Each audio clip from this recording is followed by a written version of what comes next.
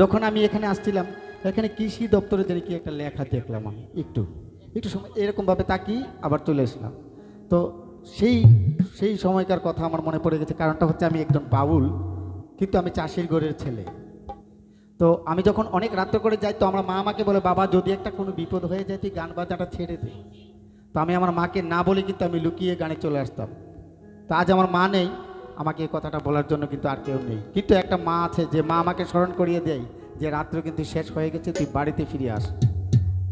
আর সেই রাজ্যটা হচ্ছে আমার ত্রিপুরা রাজ্য। আর ত্রিপুরা রাজ্যের বুকে এখনও কিন্তু সেই প্রাকৃতিক নির্মল পরিবেশ লুকিয়ে আছে। আর সেই নির্মল পরিবেশের একটা শব্দ আমি আপনাদেরকে শোনাচ্ছি, যে আমি কোন মার কোলে আছি।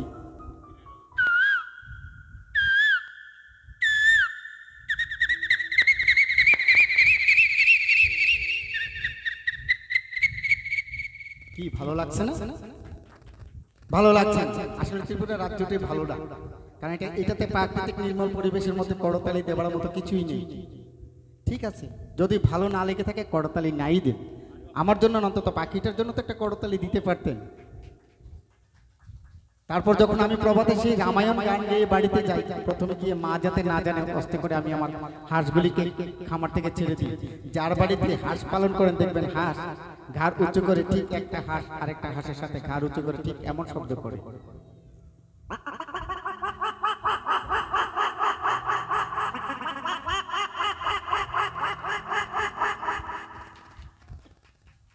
আস্তে করে প্রেশারটা বাড়ছে, যদি কিছু একটা হয়ে যায় সামনে কিন্তু চিকিৎসালয় আছে, ডাক্তারবাবু বলবেন যে এখানে না আসেন, যদি একটা হাঁসের ডিম খাইয়ে দিতেন প্রেশারটা বেড়ে যেত, একটা প্রেশার দিয়ে দিন না। আমার গুরু বলেছে যদি করতালিটা না দে তাহলে কিন্তু তুই এভাবে সেই করতালির প্রেশারটা নিতে পারবি। তো আমার গুরুকে আমার প্রণাম। তারপর যখন আমি সেই গরুগুলি নিয়ে মাঠের দিকে যাই, গরুর মধ্যে আর চাষের মধ্যে কিন্তু একটা ভাষার সম্পর্ক থাকে, সেটা হচ্ছে বাই বাই বাই, থাম থাম থাম থাম থাম। এখন কিন্তু সেই যুগটা চলে গেছে। আমি বলেছি আপনাদেরকে পটের গান শোনাবো, আপনারা অনেক বছর আগে সেই পটের গান শুনেছেন, কিন্তু পটের গানের আগে একটা চাষের গান শোনাবো। আর বাউল গান মানে কথা একটু না বললে কিন্তু মজা লাগবে না, কারণ মজাটাই হচ্ছে কথার মধ্যে, তারপর গানের মধ্যে। তো বিষয় হচ্ছে যখন আমি আমার গরু নিয়ে যাই, অনেক দূর থেকে একটা শব্দ আসছিল। এই শব্দটা হচ্ছে ঠিক এমন।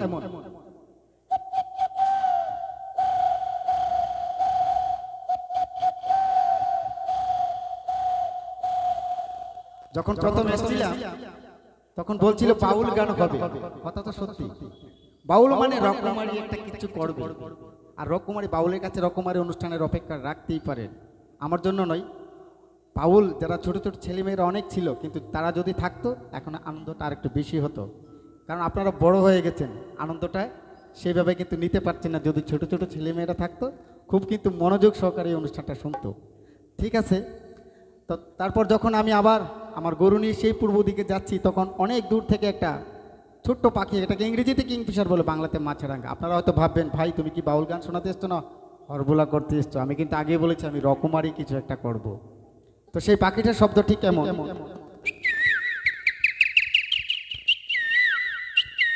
করতালিটা দিন না একটু, করতালিটা না দিলে ভালো লাগে। একটা সময় ছিল যখন ট্যাপ রেডিও মোবাইল কিছুই ছিল না, তখন মানুষ সময়কে কিভাবে জানতে পারতো। আজ থেকে প্রায় হাজারো বছর আগে আমার গুরুজনরা এখানে আছেন, তারাও জানেন এমন একটা প্রাণী, যে প্রাণীটা দিনে 4 বার শব্দ করে, আবার 8 বার শব্দ করে। এখন সেই 8 বার থেকে আপনি কিভাবে সময়টাকে খুঁজে নেবেন? সেই প্রাণীটা আমি শব্দ করছি, আর আপনারা বুঝে নেবেন সেই প্রাণীটা কেন সেই সময়ে সময়ে প্রহরে প্রহরে শব্দ করে। আর সেই শব্দটা হচ্ছে ঠিক এমন।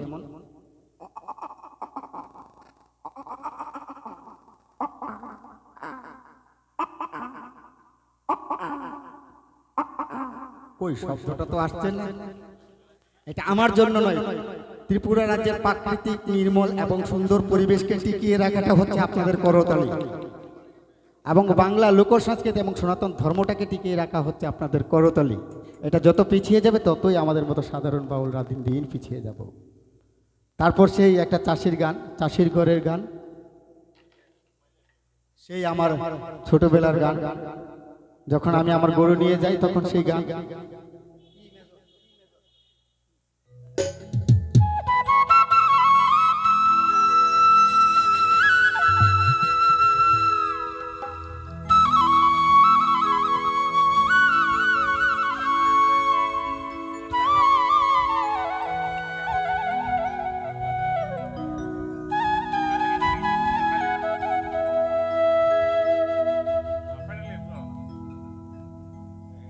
ওরে গরুর কাঁধে নাঙ্গল জুয়াল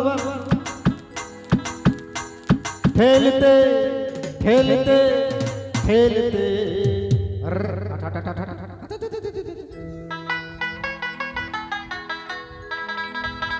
ওরে গরুর কাঁধে নাঙ্গল জুয়াল ঠেলতে ঠেলতে ঠেলতে সারজার নাচনের ইচ্ছা ভিডিও থেকে তারপরে কিন্তু নাচো আপনারা না নাচলো আমি একলাই নাচো ও ভাই চল যাই চল ও ভাই চল যাই চল মাঠে নাঙ্গল বাইতে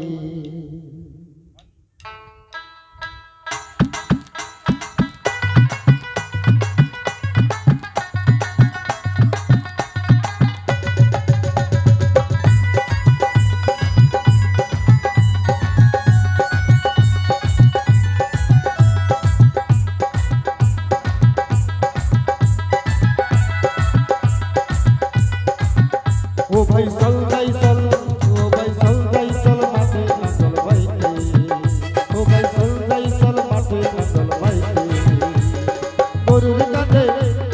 গরুর কাঁধে নাঙ্গল জুয়াল ঠেলতে ঠেলতে ঠেলতে গরুর কাঁধে নাঙ্গল জুয়াল ঠেলতে ঠেলতে ঠেলতে ও ভাই চল যাই চল মাঠে নাঙ্গল বাইতে ও ভাই চল যাই চল মাঠে নাঙ্গল বাইতে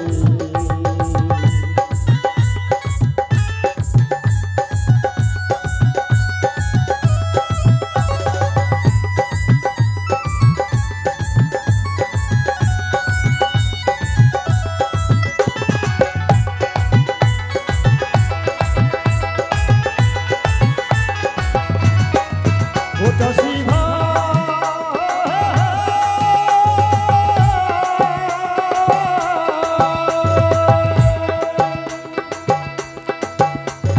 খুব আকাশে মেঘ ধইরাছে দেওয়াই গুরগুরাইয়া ডাকে দেওয়াই গুরগুরাইয়া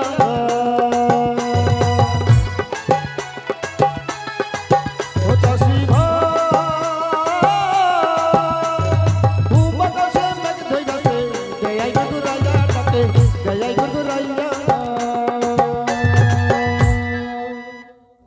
যখন হারাদন্দা মানে হারাদন্দা যিনি আমাকে এখানে এনেছেন অনেক পুরনো শিল্পী দীর্ঘ বছর গানের সাথে ওনার পরিচিত ওনার সাথে আমার পরিচিত খুব ভালো লেগেছে হারাদন দেবনাথ আমাকে এখানে এনেছেন ওনাকে আমার ভক্তিপূর্ণ প্রণাম দাদা বলেছে যে তুই যে গানে আসবি রে দিনের অবস্থাটা তো বেশি ভালো না আমি কো হ দাদা কিটা করতাম যদি বৃষ্টি আইয়া পরে কহ কি করবি বৈশাখ মাস তো বৃষ্টি আইতেই পারে তো তারা তো মহাজন কেমনে কইছে ওরে কখনো জানি নাম বজরি কখন জানি নাম বজরি কখন জানি নাম বজরি দুনিয়াটা লইয়া এই দুনিয়াটা লইয়া